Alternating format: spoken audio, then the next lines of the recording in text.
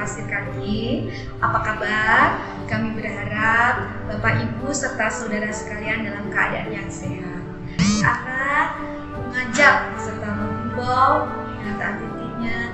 Yuk, sekolah minggu bagi Bapak Ibu yang memiliki putra dan putri, opa-opa yang memiliki cucu, mari kita bersama sekolah minggu online di Komisi Anak GKI Pasir Kaliki. Kebaktian online GKI Pasir Kaliki ada 3 jam kebaktian. Yang pertama, pukul 8 untuk anak usia balita sampai dengan kelas 3 SD. Kebaktian dilakukan melalui aplikasi Zoom Meeting. Yang kedua, pukul 9.15 untuk anak-anak kelas 4 sampai dengan kelas 6. Kebaktian dilakukan melalui aplikasi Zoom Meeting. Dan yang ketiga, untuk anak-anak kelas remaja atau anak-anak yang duduk di kelas 7 dan 8 SMP, pukul 10. Kebaktian dilakukan dengan aplikasi Google Meet. Mari Bapak dan Ibu ajak anak-anak untuk sekolah minggu. Kami tunggu kehadirannya. Terima kasih atas perhatiannya. Tuhan Yesus memberkati.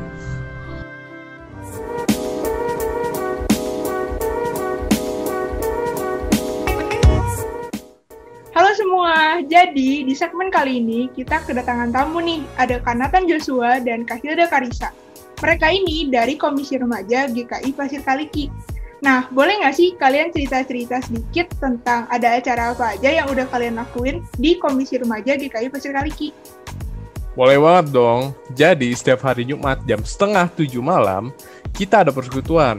Tiap minggunya kita punya acara yang berbeda-beda.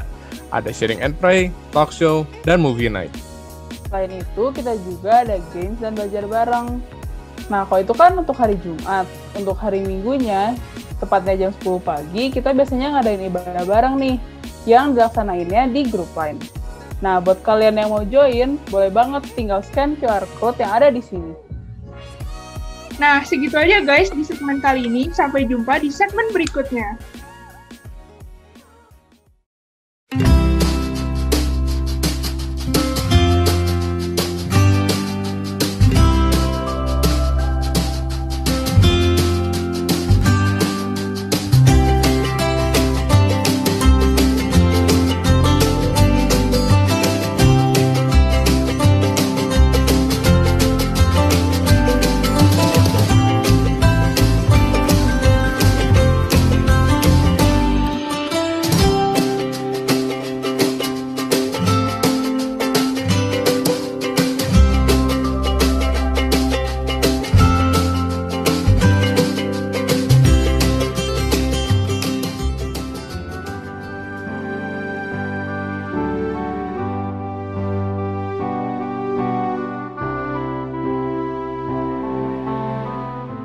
Menjadi saluran berkat kasih Allah bagi sesama menjadi sangat penting di masa pandemi ini.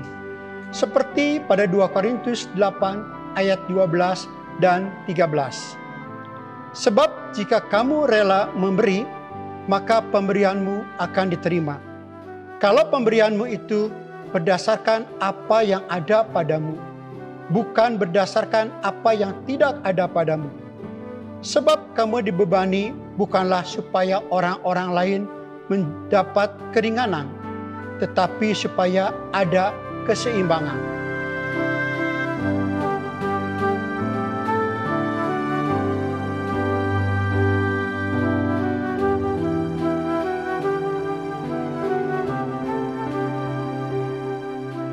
Mari kita lanjutkan tugas pelayanan peduli COVID dengan terus bersama-sama menolong yang terdampak, baik anggota jemaat, simpatisan, maupun warga sekitar sesama kita, dengan menyisihkan berkat yang Tuhan limpahkan kepada kita dan menyalurkannya dalam persembahan peduli COVID pada rekening GKI Pasir Kaliki dengan menambahkan angka 19 pada jumlah persembahan yang kita berikan. Kiranya Tuhan memimpin dan memakai kita menjadi saluran untuk sesama kita.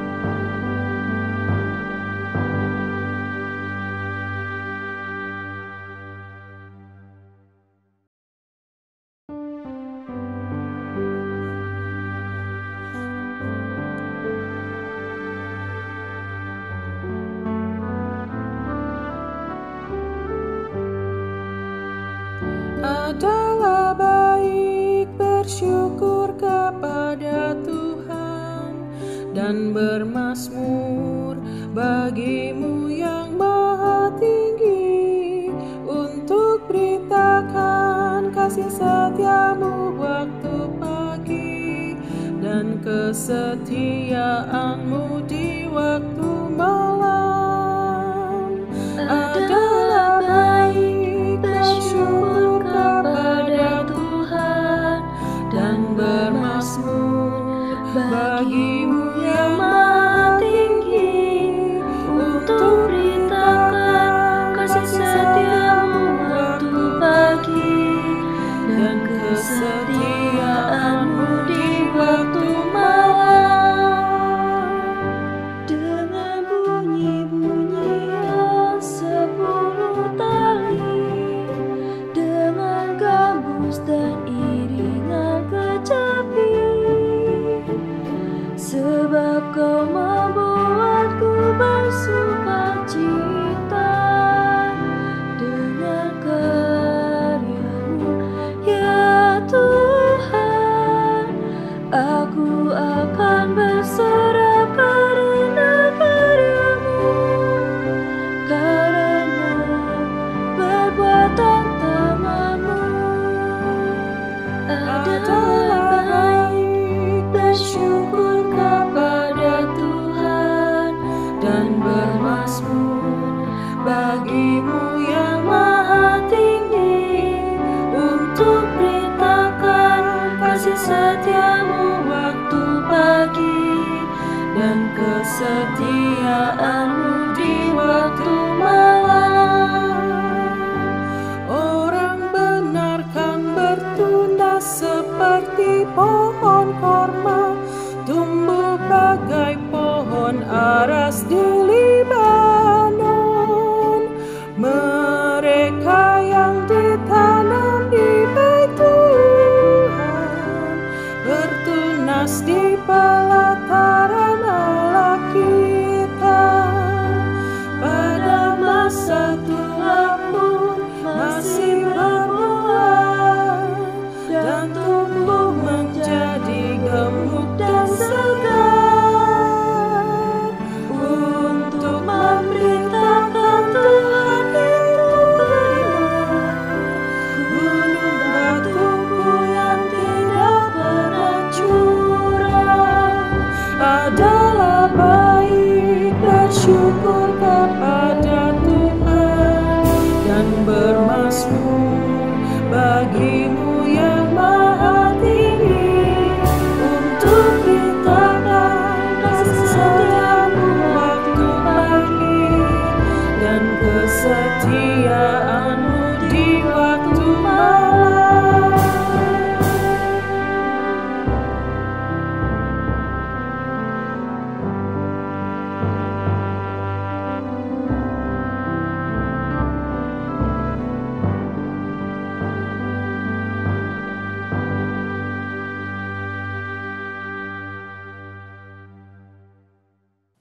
Saudara sekalian, ibadah kita hari Minggu ini kita landaskan dalam sebuah pengakuan bahwa pertolongan kita adalah di dalam nama Tuhan, pencipta langit dan bumi, yang senantiasa setia dan tidak pernah meninggalkan perbuatan tangannya.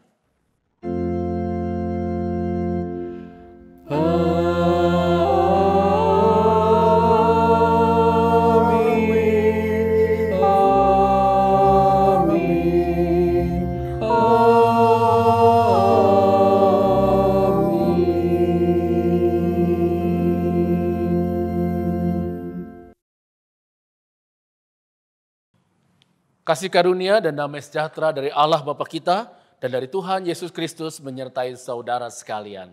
Dan beserta saudara juga. Kebaktian Minggu pada hari ini bertemakan tunduk di bawah kedaulatan Allah. Iman Kristen memahami bahwa hidup adalah anugerah Allah yang digerakkan oleh kedaulatannya. Allah lah yang berdaulat penuh dalam kehidupan yang Dia ciptakan.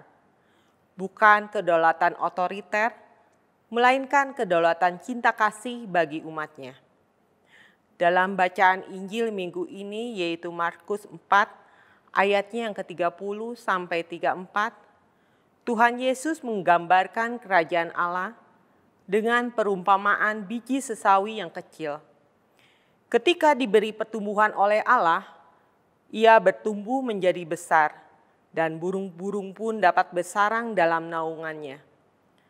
Sebuah gambaran bahwa meski kecil, namun jika dalam kedaulatan Allah, ia dapat mengubah yang kecil itu bermanfaat dan berdampak lebih luas lagi.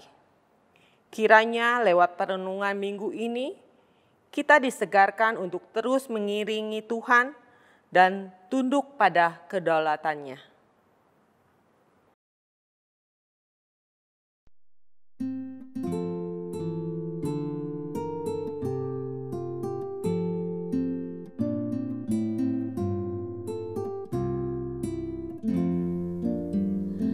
Ku rindu mengiringimu, ya Tuhan dalam hidupku.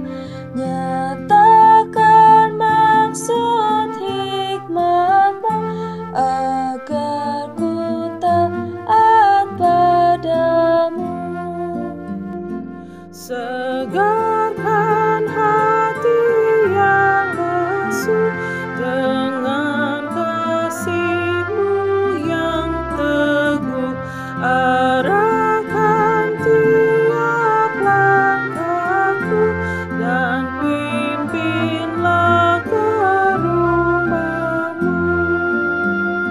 Tabahkan hatiku tetap berpaut padamu arah setiap saat dan kejam, kiranya iman alasnya.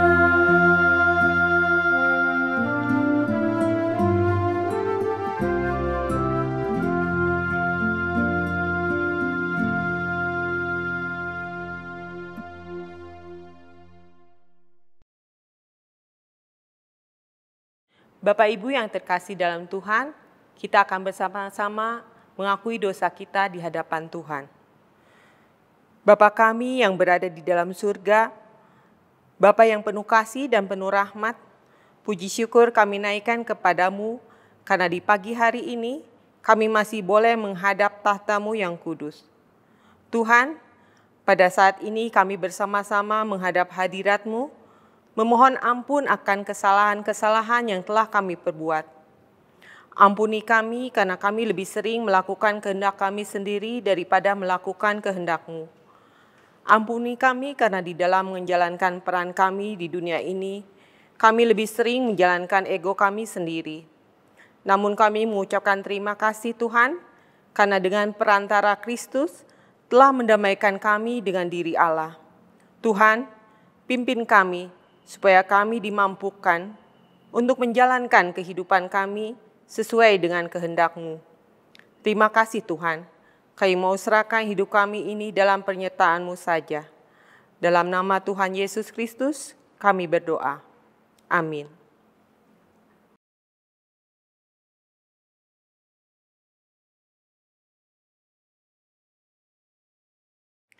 Berita anugerah.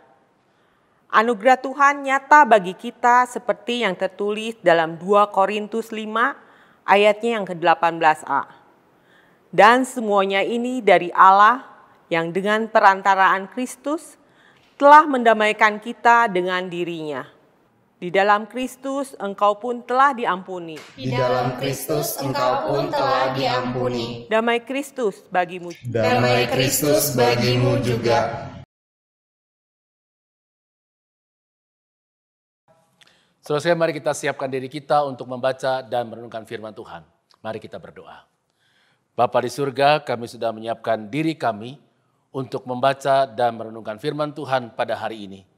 Berkati kesiapan kami ya Tuhan untuk membaca dan merenungkannya, sehingga bagian firman yang kami baca, kami renungkan bersama ini, dapat kami mengerti dan kami lakukan dalam kehidupan kami, sehingga kami semualah orang-orang yang dapat hidup dalam tunduk di bawah kedaulatan Allah dalam kehidupan ini. Inilah doa kami, dalam nama Tuhan kami Yesus Kristus, kami sudah berdoa. Amin.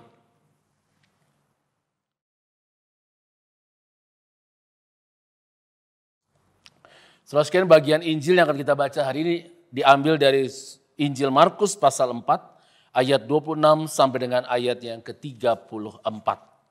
Markus pasal 4 ayat 26 sampai dengan ayat 34 berkata demikian.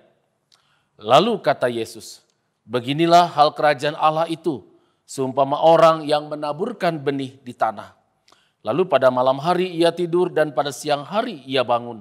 Dan benih itu mengeluarkan tunas dan tunas itu makin tinggi. Bagaimana terjadinya? Tidak diketahui orang itu.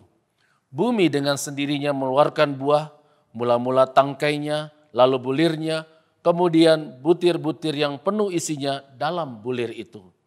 Apabila buah itu sudah cukup masak, orang itu segera menyabit, sebab musim menuai sudah tiba. Katanya lagi, dengan apa hendak kita membandingkan kerajaan Allah itu, atau dengan perumpamaan manakah hendaknya kita menggambarkannya? Hal kerajaan itu seumpama biji sesawi yang ditaburkan di tanah. Memang biji itu yang paling kecil daripada segala jenis benih yang ada di bumi. Tetapi apabila ia ditaburkan, ia tumbuh dan menjadi lebih besar daripada segala sayuran yang lain dan mengeluarkan cabang-cabang yang besar, sehingga burung-burung di udara dapat bersarang dalam naungannya.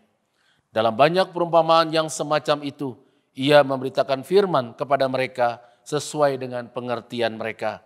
Dan tanpa perumpamaan, ia tidak berkata kepada mereka. Tetapi kepada murid-muridnya, ia menguraikan segala sesuatu secara tersendiri. Saudara sekalian, demikianlah pembacaan Injil Tuhan Yesus Kristus bagi kita. Berbahagialah mereka yang mendengarkan firman Allah dan yang melakukannya. Haleluya. Haleluya. Haleluya.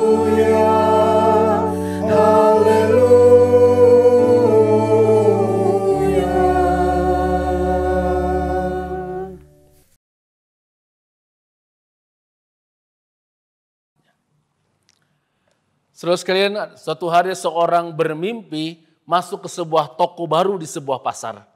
Dan dia terkejut melihat Tuhan Yesus yang menjaga toko itu. Lalu dia bertanya kepada Tuhan, engkau menjual apa di sini? Lalu jawab Yesus ialah, apa saja yang menjadi keinginan hatimu? Hampir tak berani bertanya apa yang didengarnya, saudara sekalian. Wanita itu memutuskan minta hal-hal yang baik yang dapat diinginkan oleh seorang manusia. Dia berkata, aku minta ketentraman hati dan cinta dan bahagia dan bijaksana serta bebas dari rasa sakit. Lalu sebagai tambahan dia berkata, tapi semua hal itu bukan hanya untuk saya, tapi juga untuk semua orang di dunia ini. Saudara, Tuhan Yesus tersenyum mendengar perkataan orang itu. Lalu Yesus berkata, kukira engkau salah memahami aku, kata Tuhan. Kami tidak menjual buahnya di sini. Kami hanya menjual benihnya saja. Saudara sekalian, cerita ini mengatakan kepada kita bahwa kerajaan Allah adalah pertumbuhan. Seperti tumbuhan yang bertumbuh dari biji atau benih hingga berbuah dan berguna bagi yang lain. Kitalah yang menabur, menanam, merawat pertumbuhan benih itu hingga menghasilkan buah yang dapat dinikmati banyak orang. Kita semua, yaitu saya dan saudara, terpanggil dan dipercaya Allah untuk mewujudkan, memperlihatkan kerajaan Allah dalam kehidupan ini. Nah, saudara sekalian, apa yang dimaksudkan dengan kerajaan Allah? Bagi Yesus, kerajaan Allah bukanlah wilayah atau teritori yang punya batas-batas wilayah tertentu sebagaimana sebuah kerajaan di dunia ini. Kerajaan Allah dalam pandangan Yesus ialah suasana kehidupan di mana umat sungguh-sungguh menempatkan Allah sebagai satu-satunya yang utama dalam hidup mereka sebagai Tuhan.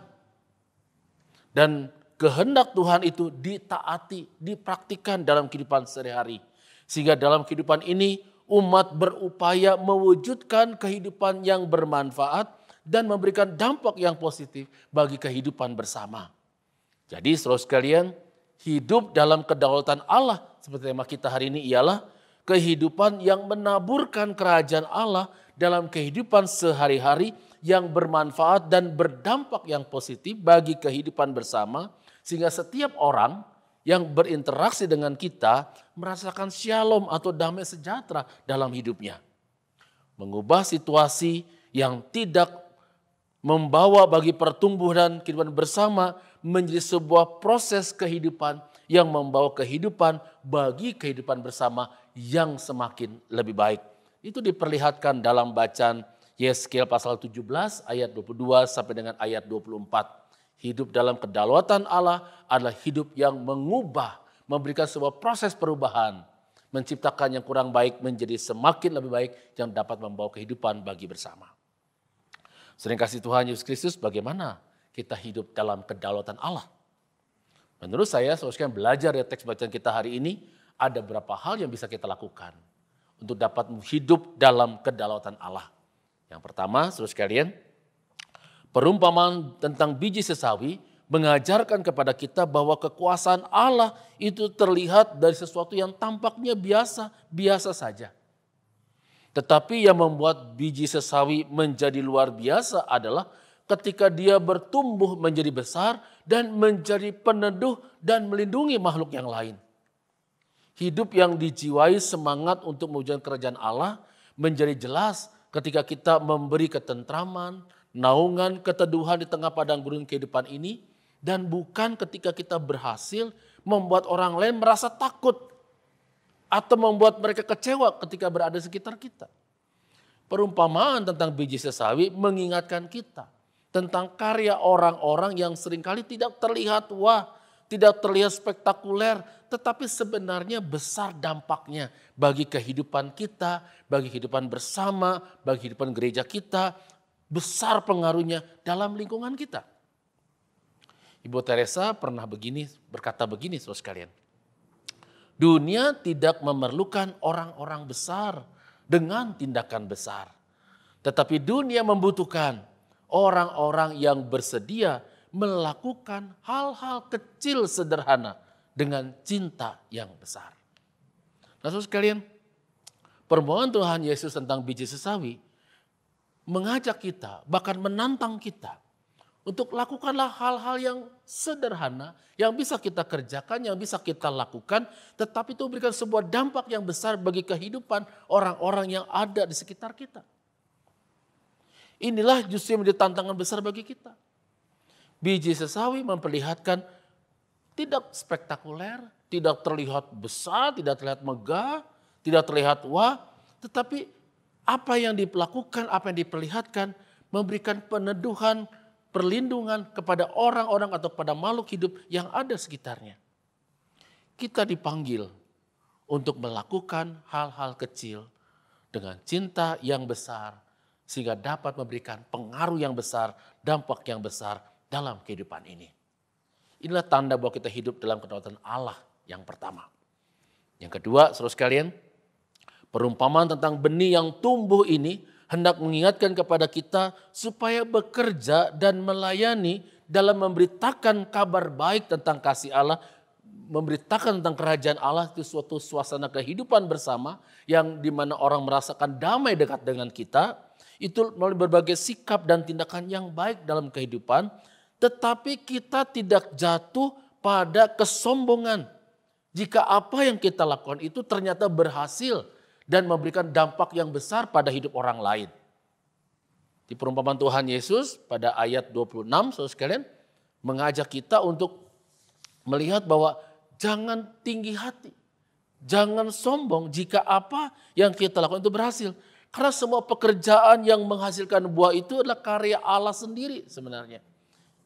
Kita hanya menanam, kita hanya menabur, tetapi pertumbuhan itulah, kata Yesus, itulah karya Allah. Ini ada hal yang sulit bagi banyak orang. Kenapa sulit? Karena ada banyak orang ingin dikenal atau ingin diakui karyanya dalam memberitakan hal yang baik. Padahal jika kita melihat karya Allah, maka kita akan selalu diingatkan akan karya Tuhan yang besar. Mari kita belajar dari sikap Rasul Paulus. Paulus mengatakan bahwa tugasnya adalah memberitakan Injil dan upahnya ialah dia boleh memberitakan Injil tanpa harus mendapat upah. Paulus tidak mencari nama. pujian, pengaruh, atau menguasai semua orang sesuai dengan kehendak hatinya. Tetapi itu semua dilakukan Paulus dengan segala kerendahan hati. Ia hanya melakukan apa yang dapat dilakukan. Tetapi pertumbuhan dan perkembangan gereja dalam pelayanannya terutama adalah karya Allah, bukan karena hebatnya dirinya. Paulus memang melakukan banyak hal yang luar biasa menurut kita. Tapi bagi Paulus itu bukanlah hal yang harus diagungkan. Bukanlah hal yang harus merasa dipuja dan dipuji. Karena pertumbuhan gereja, pertumbuhan iman orang lain, kedamaian sejahtera orang lain, itu adalah hasil pertumbuhan rohani dia bersama dengan Allah utamanya. Dia hanya membantu, bukan yang menumbuhkannya itu sendiri. Oleh sebab itu saudara sekalian, tidak ada seorang pun manusia yang boleh mengambil pujian atas apa yang Allah lakukan. Terutama dalam menumbuhkan benih kerajaan Allah. Ungkapan-ungkapan seperti saya nih yang membangun gereja ini. Atau kalau bukan karena saya, siapa dia? Itu tidak perlu keluar dari seorang yang menyadari akan besarnya kuasa Allah dalam hidupnya, dalam kehidupan kita bersama. Tugas kita hanyalah seperti seorang petani yang mengerahkan segenap tenaganya untuk menabur benih, mengolah tanah dan mengusahakan sampai apa yang ditaburnya itu bertumbuh dan menghasilkan buah. Tapi segala kemuliaan hanya bagi nama Tuhan, bukan untuk keagungannya. Inilah hal yang kedua, jika kita hidup dalam kedaulatan Allah. Hal yang ketiga, saudara sekalian, kehidupan di dalam Tuhan. Kita harus lihat adalah kehidupan yang terpelihara dan memelihara. Mereka yang hidupnya tunduk pada kedaulatan Allah akan menjadikan hidupnya bukan untuk dirinya sendiri, melainkan bermanfaat juga bagi kehidupan bersama. Saudara sekalian, pemazmur berbicara mengenai pohon korma dan pohon aras. Kedua pohon ini, yaitu pohon korma dan pohon aras, dapat tumbuh di padang gurun, yaitu di suasana kehidupan yang tidak mudah. Pohon korma, ketika dia tumbuh di padang gurun, itu menandakan adanya sumber air di tengah gurun. Pohon korma menandakan adanya oase, mata air yang menyejukkan bagi para pengembara, bagi para orang yang berjalan di padang gurun. Pohon aras menjadi tempat berteduh di panas teriknya padang gurun. Keduanya dapat tumbuh dengan baik karena Tuhan yang memelihara mereka. Tuhan memelihara pertumbuhan dan kehidupan pohon aras dan pohon korma. Tetapi sebaliknya, saudara sekalian, pohon korma dan pohon aras ini juga menjadi tempat orang berteduh, mendapatkan sumber air, dan menjadi tempat untuk melepaskan penat mereka sebelum mereka melanjutkan perjalanan dalam kehidupan mereka. Nah, pertanyaannya bagi kita saudara ialah, apakah kita mengimani bahwa kita sepenuhnya ada dalam pemeliharaan Allah? Bahkan ketika kita berada di tengah situasi hidup yang tidak nyaman sekalipun, seperti berada di padang gurun, kita yakin Tuhan tetap beserta. Sehingga kita dapat mengatasi perjalanan hidup kita, tantangan kehidupan kita. Dan kemudian pengalaman hidup bersama dengan Tuhan itu, di mana kita merasa Tuhan memelihara, menjaga, dan menolong kehidupan kita, dapat kita sharingkan, kita bagikan, dan menjadi panutan hidup beriman bagi orang lain yang juga pernah atau sedang mengalami pergumulan hidup. Sehingga apa yang kita ceritakan, kita perlihatkan menjadi kekuatan bagi mereka. Hidup kita memberikan kesegaran di tengah pergumulan hidupnya. Kita menjadi seperti pohon korma dan pohon aras yang tumbuh di padang gurun. Terus yang kerajaan Allah itu dirasakan ketika kita saling memberikan buah yang menghidupkan. Apakah kehadiran kita membuat orang lain merasa tersenyum, merasa tentram, seperti menikmati buah manis, buah segar dari pohon korma itu? Atau ketika dia merasa berteduh, nyaman di bawah pohon aras? Ataukah kehadiran kita membuat orang lain berkerut, mengernyit, menahan rasa asam dari kata-kata dan perilaku kita, bahkan meludah karena pahit dan tidak ingin bertemu dengan kita lagi. Di hal ketiga, saudara sekalian, hidup di dalam kedaulatan Allah adalah kita menyadari bahwa hidup kita adalah hidup yang dipelihara, tetapi juga memelihara kehidupan bersama dengan yang lain. Terima kasih Tuhan Yesus Kristus. Paulus dalam surat 2 Korintus pasal 5 ayat 13 sampai 16 mengatakan bahwa Kristus mati dan bangkit agar semua orang mempunyai kehidupan sebagai ciptaan baru. Sebagai ciptaan baru, kita harus mempunyai cara dan wawasan baru dalam menjalani kehidupan yang Tuhan berikan, yaitu hidup baru sebagai ciptaan baru yang tunduk di bawah kedaulatan Allah. Hidup baru sebagai manusia baru yang tunduk di bawah kedaulatan Allah adalah di mana ketika kita, saya dan saudara, menjalani kehidupan ini dengan sungguh-sungguh menempatkan Allah sebagai yang satu-satunya utama dalam kehidupan kita sebagai Tuhan dan kehendaknya ditaati. Sehingga dalam kehidupan ini kita berupaya mewujudkan kehidupan yang bermanfaat dan memberikan dampak yang baik bagi kehidupan bersama. Sehingga setiap orang yang berinteraksi dengan kita merasakan shalom atau damai dalam hidupnya. Tuhan memberkati kita semua. Amin.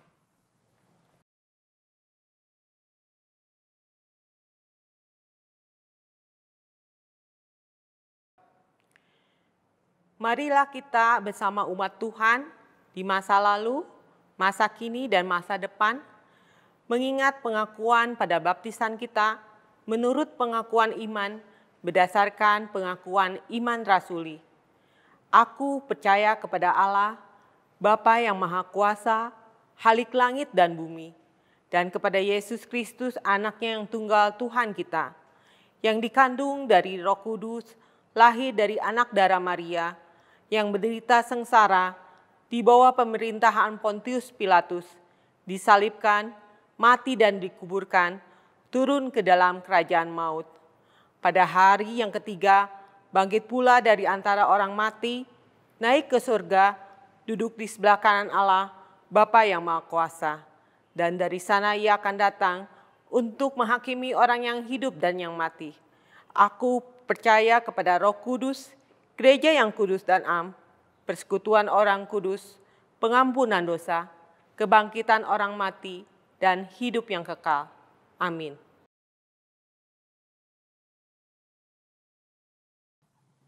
Saudara sekalian, mari kita bersama-sama menaikkan doa syafaat kita. Mari kita berdoa. Di dalam doa syafaat kami saat ini ya Tuhan, kami mau berdoa bagi upaya bangsa kami, pemerintah bangsa kami dalam mengatasi pandemi COVID-19. Tuhan berkati program vaksinasi yang masih terus dilakukan ini, bila ya Tuhan dapat berjalan dengan baik. Vaksin yang akan diberikan bagi usia 19 sampai dengan 59 yang sudah dimulai dalam bulan ini, biar juga ya Tuhan dapat berjalan dengan baik, sehingga target nasional bahwa akhir tahun atau awal tahun depan sekitar 70% dari populasi bangsa kami sudah dapat menerima vaksin ini. Bila ya Tuhan program vaksinasi ini dapat membuat bangsa kami mempunyai daya tahan yang lebih baik dalam menghadapi pandemi COVID ini. Bapa di surga, kami berdoa untuk setiap saudara kami, saudara seiman kami, anggota jemaat GKI Pasir Kaliki dan simpatisannya yang terdampak karena pandemi COVID ini. Baik karena masalah pekerjaan, usaha, keharmonisan rumah tangga, dan banyak pergumulan lain. Tuhan berkati mereka dalam kehidupan ini. Dan bila ya Tuhan mereka mendapatkan kekuatan, keteguhan baru dari Tuhan. Bapa di surga, tetaplah beserta dengan mereka. Teguhkan hati mereka dalam menghadapi pergumulan ini. Karena kami yakin percaya bahwa pandemi akan dapat berakhir. Dan sambil menantikan berakhirnya pandemi ini kami tetap beriman. Mereka tetap beriman, tetap percaya pada Tuhan. Dan terus mengupayakan hal yang baik bagi hidup pribadi, keluarga, pekerjaan mereka, usaha mereka, karir mereka. Bapa di surga, kami juga berdoa untuk kehidupan GKI Pasir Kaliki dengan segala pelayanan di masa pandemi. Tuhan berkati setiap program kerjanya, Tuhan berkati pelayan-pelayan lakukan, agar semua dapat menjawab kebutuhan jemaat GKI Pasir Kaliki dan simpatisannya. Bapa di surga, berikan hikmat dari Tuhan kepada setiap anggota majelis jemaat dan aktivis jemaat ini ya Tuhan di dalam pelayanan. Dan bila ya Tuhan mereka dapat melayani dengan sungguh-sungguh dengan sukacita dalam kesatuan hati, sehingga kehidupan jemaat ini semakin hari semakin lebih baik dalam pelayanan mereka. Bapa di surga, inilah doa kami. Dalam nama Tuhan kami Yesus Kristus kami sudah berdoa. Amin. Umat yang dikasihi Tuhan, Saat ini kita akan menyerahkan persembahan syukur yang sudah kita siapkan dari rumah kita masing-masing. Ayat persembahan yang mendasari persembahan kita diambil dari Mazmur 92 ayatnya yang kedua. Adalah baik untuk menyanyikan syukur kepada Tuhan dan untuk menyanyikan mazmur bagi nama-Mu yang maha tinggi. Persembahan dapat kita kumpulkan dengan memasukkan dalam amplop khusus yang dapat kita kumpulkan saat kita dapat beribadah kembali di gedung gereja. Bagi jemaat yang menginginkan persembahannya diserahkan ke gereja, dapat menghubungi tata usaha atau penatua agar amplop persembahan yang sudah disiapkan dapat diambil. Atau dapat pula memberikan persembahan dengan cara mengirimkannya melalui nomor rekening GKI Pasir Kaliki atau dengan scan QR Code yang telah tersedia.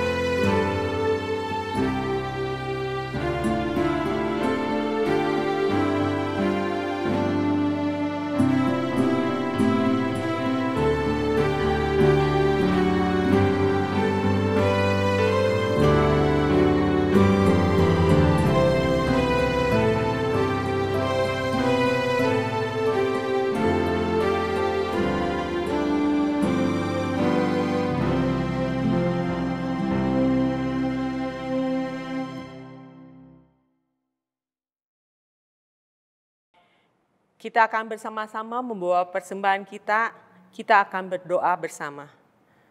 Ya Allah Bapa kami yang berada di surga, kami mengucap syukur kami dapat menghadap hadirat-Mu yang kudus. Kami mengucap syukur kami dapat memberikan persembahan kepadamu. Biarlah dengan ucapan syukur kami mempersembahkan korban kepadamu, kiranya Tuhan terima persembahan kami yang kami berikan dengan penuh sukacita. Walau kami menyadari bahwa apa yang kami persembahkan semua berasal daripadamu juga. Biarlah apa yang kami persembahkan dapat berkenan kepadamu. Terima kasih Tuhan, kami mau serahkan hidup kami selanjutnya hanya dalam dekapan kasih-Mu.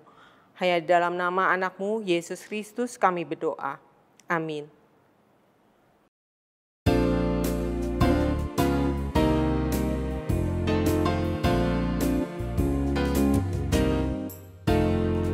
Pakailah waktu anugerah Tuhan, hidupmu singkat bagaikan kembang.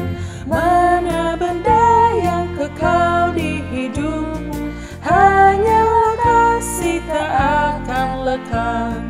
Tiada yang bakal di dalam dunia, segala yang indah pun akalanya. Namun kasih-Mu demi Tuhan Yesus sungguh bernilai dan tinggal tetap.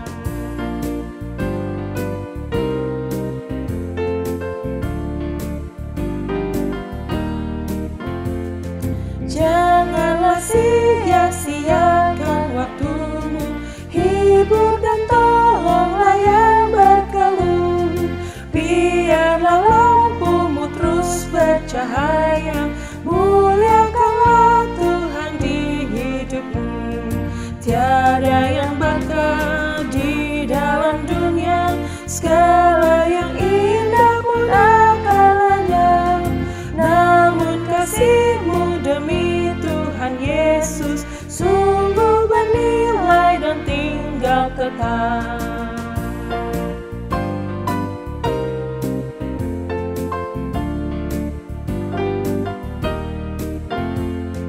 Karya jari-Mu demi Tuhan Yesus kan dihargai benar olehnya. Kasih yang sudah kau tabur di dunia, nanti kau tuai di sorgamu ya.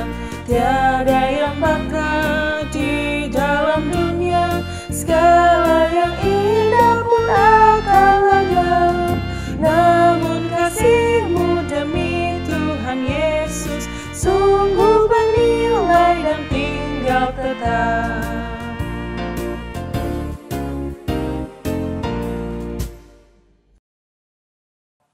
Saudara sekalian, pulanglah dalam damai sejahtera Tuhan, jadilah orang-orang yang tunduk di dalam kedaulatan Allah dalam hidup ini, sehingga saudara menjadi berkat dan selalu berkat bagi orang lain. Dan sekarang terimalah berkat dari Tuhan. Kasih karunia dari Allah, Bapa, Putra, dan Roh Kudus akan selalu memampukan saudara untuk hidup di dalam kedaulatan Allah, sehingga saudara menjadi saluran berkat Tuhan dimanapun saudara berada. Allah yang penuh kasih akan selalu memberikan dan mencukupkan apa yang menjadi kebutuhan hidup saudara dari sekarang ini sampai selama-lamanya. Amin.